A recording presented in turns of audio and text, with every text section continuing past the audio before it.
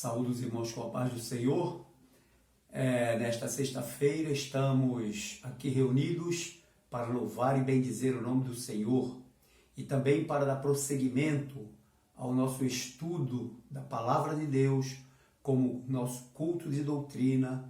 Estaremos dando prosseguimento à carta às igrejas da Ásia, escritas por João após receber a revelação na ilha de Patmos, a revelação do Apocalipse.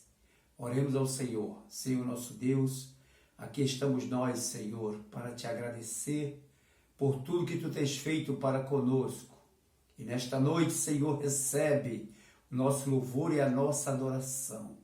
Através desta oração te pedimos a tua bênção para este culto, para todos aqueles que estarão ouvindo a tua palavra. Nós te pedimos a tua bênção, agradecidos, em nome do Senhor Jesus. Amém. Meus irmãos, dando prosseguimento, vamos louvar ao Senhor e logo após o louvor nós estaremos lendo a palavra de Deus, fazendo menção da palavra de Deus para esta noite. Louvemos ao Senhor.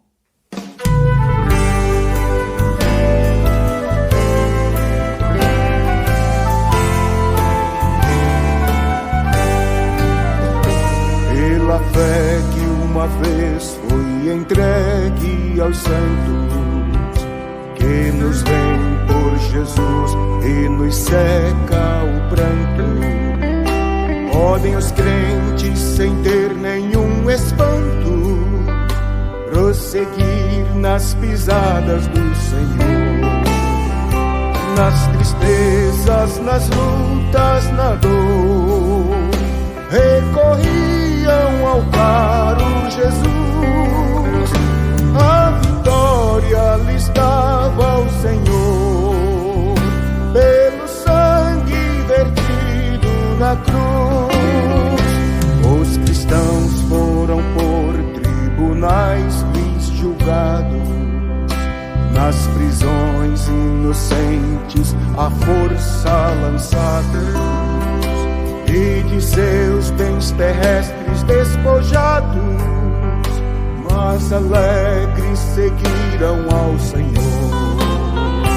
Nas tristezas, nas lutas, na dor, recorriam ao caro Jesus. A vitória lhes dava o Senhor, pelo sangue vertido na cruz.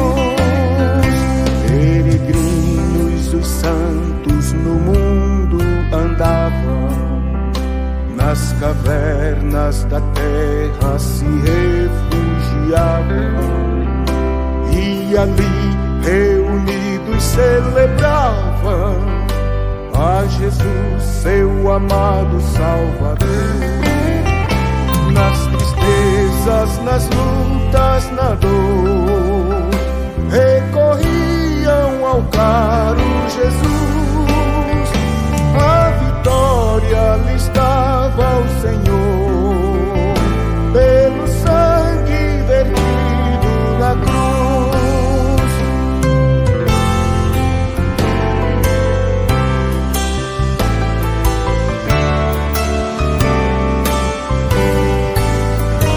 Pela fé é que nós, crentes, sempre devemos nos firmar em Jesus, e assim venceremos. E um dia no céu encontraremos os fiéis que amaram o Senhor. Lá no céu não teremos mais dor, e o pranto ali há de findar, quando perto do nosso Senhor nossa alma enfim repousar. Após louvarmos ao Senhor, vamos tomar a Bíblia, a palavra de Deus, no livro do Apocalipse, no capítulo 2, a partir do versículo 8, que fala sobre a segunda carta à igreja de Esmirna. Leiamos. E ao anjo da igreja que está em Esmirna, escreve: isto diz o primeiro e o último, que foi morto e reviveu. Eu sei as tuas obras, e tribulação, e pobreza, mas tu és rico, e a blasfêmias dos que se dizem judeus, e não são, mas são a sinagoga de Satanás. Nada temas das coisas que hás de padecer, eis que o diabo lançará alguns de vós na prisão, para que sejais tentados, e tereis uma tribulação de 10 dias. Sê fiel até a morte, e dar-te-ei a coroa da vida. Quem tem ouvidos, ouça o que o Espírito diz às igrejas. O que vencer não receberá o dano da segunda morte. Que Deus aplique a leitura da sua palavra aos nossos corações. Meus prezados irmãos, nós estamos todas as sextas-feiras aqui comentando a palavra de Deus, a doutrina bíblica, e desta feita vamos dar continuação ao nosso estudo no livro do Apocalipse. Começamos na sexta-feira passada falando sobre a igreja em Éfeso. E agora, dando prosseguimento ao estudo dessas igrejas, vamos para a segunda igreja, que é a igreja de Esmirna. A semana passada, quando falamos sobre a igreja, dissemos que a igreja de Éfeso era a igreja que representava o tempo apostólico, a igreja dos apóstolos, a primeira igreja que vai do ano mais ou menos 60 até o ano 100 depois de Cristo. E vemos que esta igreja recebeu por parte do Senhor, além dos elogios que o Senhor fez às suas virtudes, também ele chamou a atenção para a sua decadência. Agora nós vamos tratar da igreja de Esmirna, que é uma igreja localizada em uma outra cidade da Ásia. Segundo os registros, a cidade de Esmirna era uma cidade também importante da Ásia e, portanto, uma das cidades importantes do Império Romano, que na época dominava toda aquela região. A igreja de Esmirna, ela fica localizada na própria cidade de Esmirna, que hoje fica na Turquia, tem o seu nome semelhante, o nome de Izmir. Essa cidade de Izmir, ela fica localizada exatamente no mesmo local da antiga cidade de Esmirna. A igreja de Esmirna, segundo a história bíblica, ela provavelmente foi fundada pelo apóstolo São Paulo durante a sua terceira viagem missionária. Esta cidade, ela mantinha como uma cidade muito grande, ela era habitada na época por mais ou menos 100 mil habitantes, e ela também era uma cidade que sofria a influência da Grécia, mas também sofria a influência do império que naquele momento estava dominando sobre aquela região. E aí era uma cidade também idólatra. Ela tinha o templo, um templo de adoração, e segundo os estudiosos, era uma cidade que, além de ser idólatra, ela era uma cidade muito importante por causa do seu comércio, a sua estrada, ela ficava mais ou menos a 65 quilômetros depois de Éfeso, e, portanto, a ligação dessas cidades mais importantes, feitas por estradas, né? Tinha nas suas estradas um movimento muito grande por causa do comércio feito entre essas cidades. Mas o mais interessante que nós queremos chamar a atenção é que, ao contrário da igreja de Éfeso, esta igreja de Esmirna, ela é a igreja dos mártires, né? Ela é a igreja dos mártires. Ela abrange, né? A história da igreja abrange o período mais ou menos entre o ano 100 depois de Cristo até o ano 300. E durante esse período foi um período de grandes perseguições à igreja. Muitos eram mortos, selando a sua fé com a sua própria vida. E a igreja de Esmirna, nós vemos logo no início, quando na introdução o apóstolo escreve: e ao anjo da igreja que está em Esmirna, se referindo a um pastor da igreja, como falamos da igreja de Éfeso, ao seu líder, ao seu pastor, aquele que era responsável por conduzir a igreja. Da mesma forma, esse tipo de advertência é feita também para Esmirna.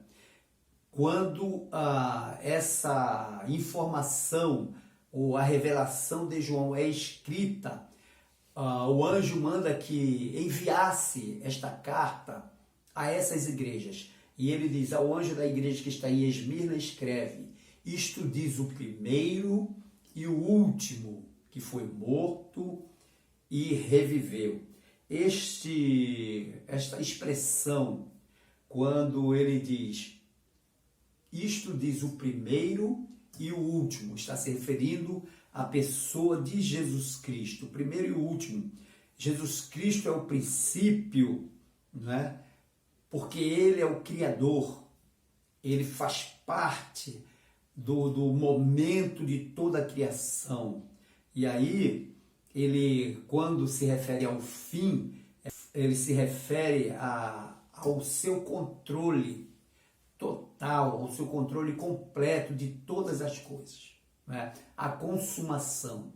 A Bíblia nos diz, logo no primeiro capítulo, eu sou o alfa e o ômega, eu sou o princípio e o fim, ou seja, eu sou o primeiro e sou o derradeiro. Jesus é tudo, na palavra do apóstolo Paulo, quando ele diz, mas ele é tudo em todos.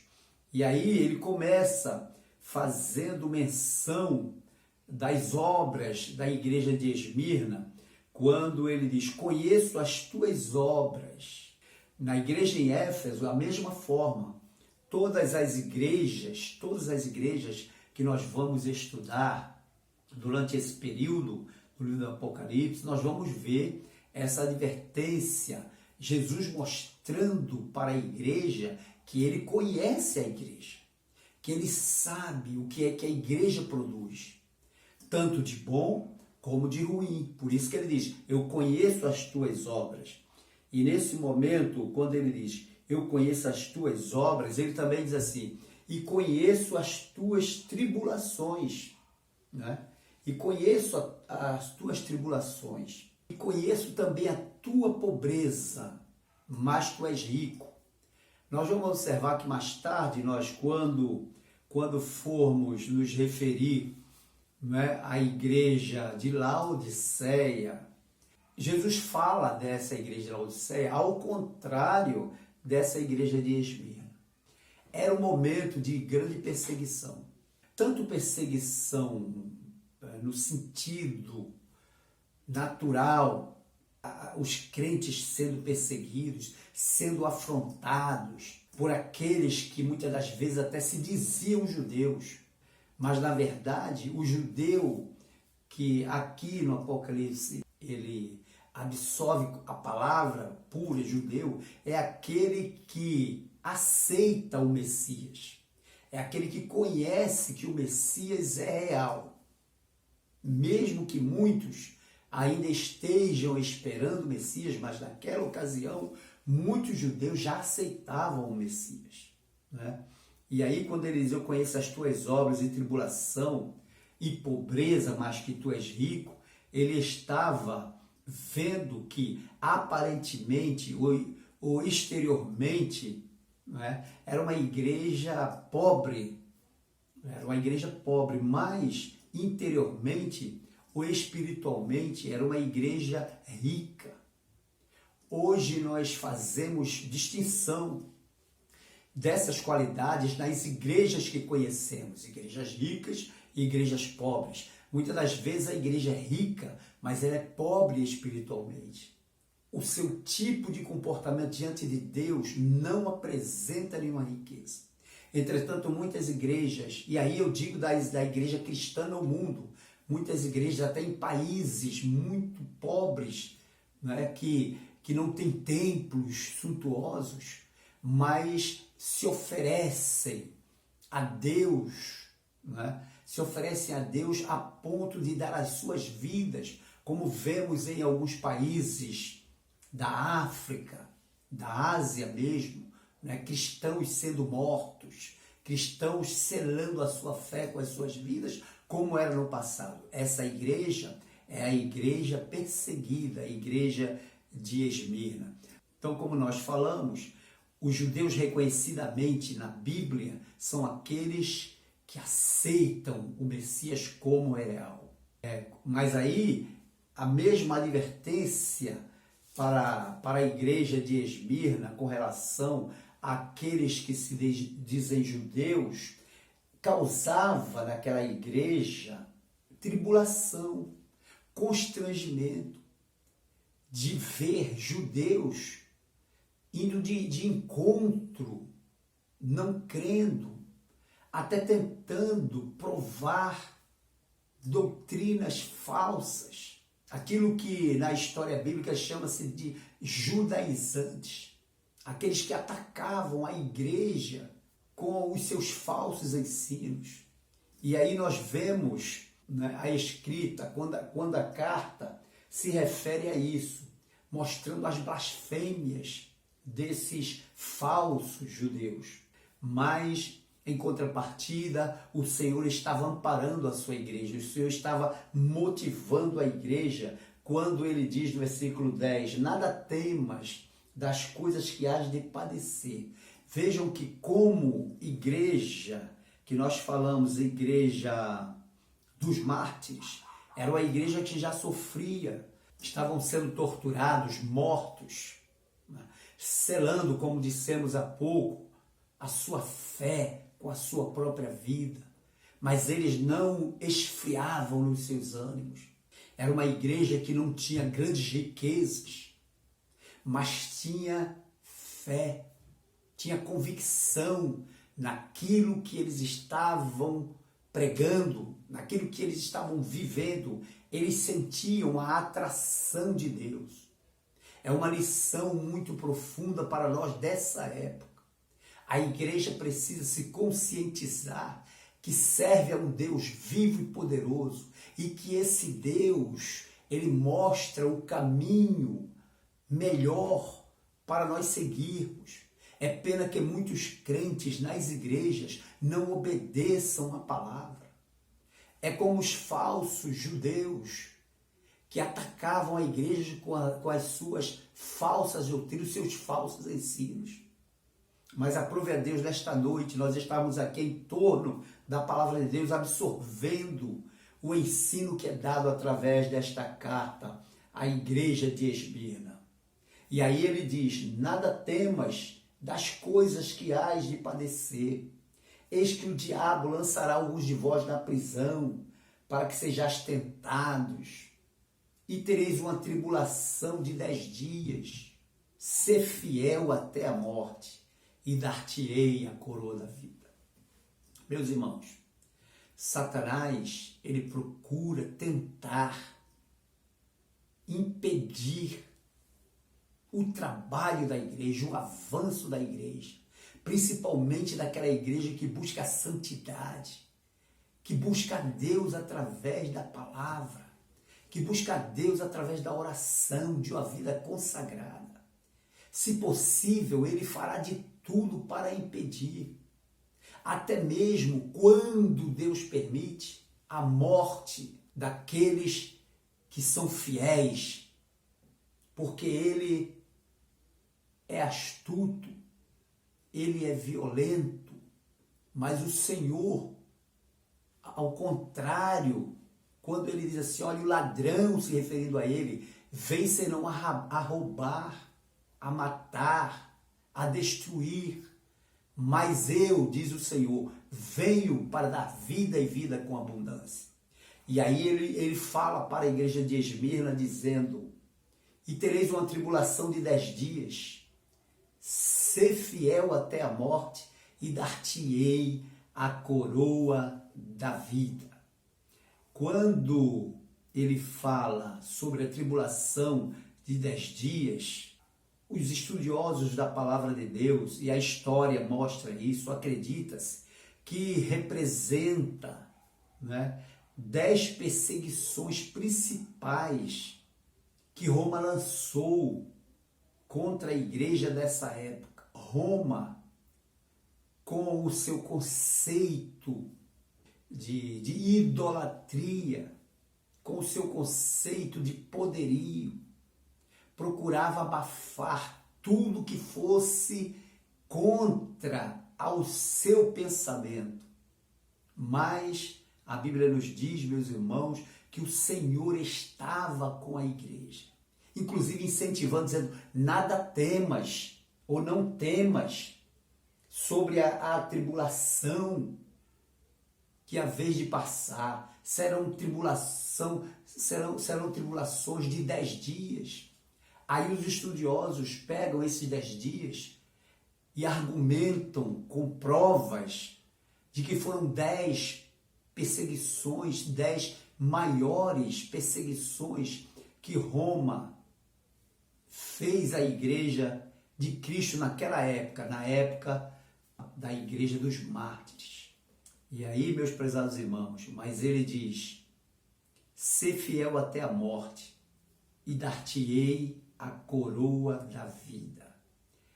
Essa coroa da vida, essa advertência, era como o Senhor estivesse dizendo, não temam mesmo aqueles que vão morrer, porque durante essas 10 perseguições, que duraram cerca de 200 anos, segundo os historiadores, essas 10 perseguições representadas por esses 10 dias, durou cerca de 200 anos. Imaginem os irmãos, Roma perseguindo os crentes, a igreja, durante 200 anos, matando, torturando.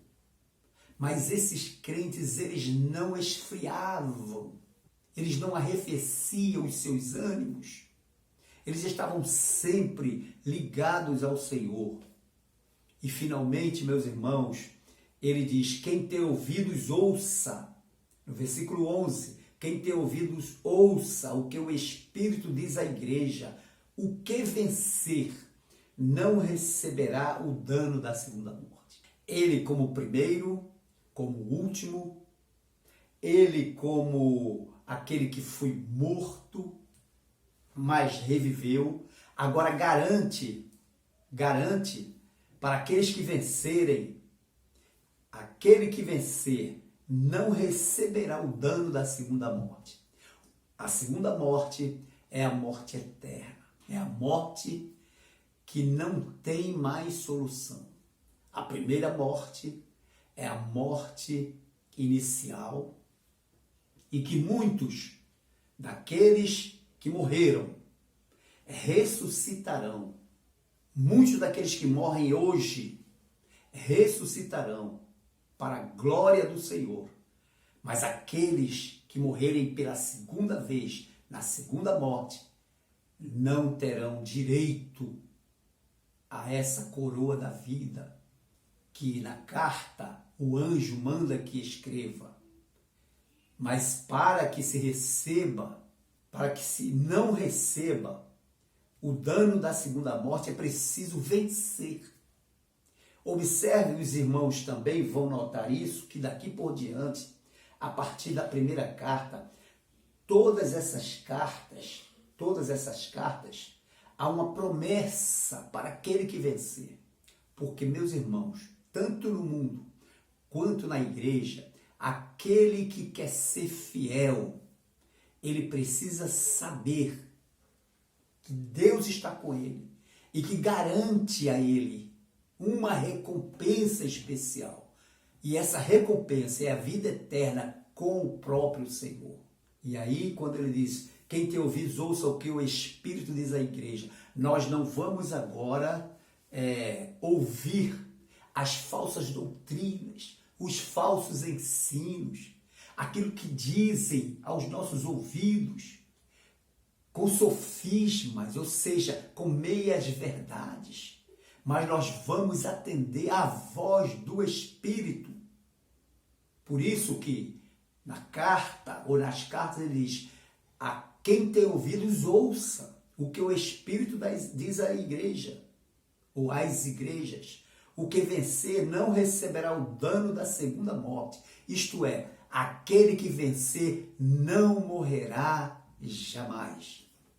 O que vencer não morrerá jamais. Porque até aquele que está morto ressuscitará para viver eternamente com o Senhor. Jesus disse, eu sou a ressurreição. Aquele que vem a mim, ainda que esteja morto, viverá. Jesus estava falando com relação ao mundo, aquele que está no mundo, aquele que está como morto, ainda que esteja morto. Como a Bíblia nos diz que o mundo está morto nos seus delitos e pecados, ainda que esteja morto, viverá. Que Deus aplique a sua palavra aos nossos corações e que a carta, a segunda carta à igreja de Esmirna, sirva como exemplo, como lição para nós, mesmo sendo uma igreja perseguida, uma igreja dos mártires, ou seja, daqueles que morriam, selando com as suas vidas a sua fé, a sua aliança com Deus, mesmo sendo uma igreja desse tipo, mas a promessa final é, ao que vencer, não receberá o dano da segunda morte. Que Deus aplique a sua palavra aos nossos corações e que possamos, na meditação dessas cartas a essas igrejas, tirarmos lições para a nossa vida hoje. Vivemos momentos de grande dificuldade sobre a terra, mas nós não vamos esfriar, nós vamos ficar fiéis e firmes, mesmo que tenhamos que enfrentar a morte, como é o caso da igreja de Esmirna. Contudo, sejamos vencedores para vivermos eternamente com o Senhor. Que Deus abençoe a todos. Em nome de Jesus, oremos. Senhor nosso Deus, aqui estamos mais uma vez, Senhor, para te agradecer por esta palavra abençoada, por esta carta maravilhosa que deixastes escrita, Senhor, na tua palavra acerca da igreja dos mártires, a igreja naquela cidade de Esmirna, no antigo passado. E agora, Senhor, como igreja deste presente, nós te pedimos graça, nós te pedimos misericórdia para suportarmos as afrontas, para suportarmos as dificuldades, as perseguições, mas que continuemos firmes, Senhor, na rocha inabalável que és Tu. Senhor, nós te pedimos esta bênção para todos aqueles que ainda não aceitaram Jesus como Salvador, mas que através desta palavra aceitem ao Senhor Jesus como Salvador e vivam uma nova vida em Cristo. Neste momento, nós te pedimos agradecidos em nome do Teu Filho amado, aquele que foi morto, mas reviveu, aquele que é vivo para todo sempre. Amém. Que o amor de Deus, a graça do nosso Senhor Jesus Cristo e a comunhão do Espírito Santo seja com todo o seu povo na terra. E nós digamos amém. Amém. Amém.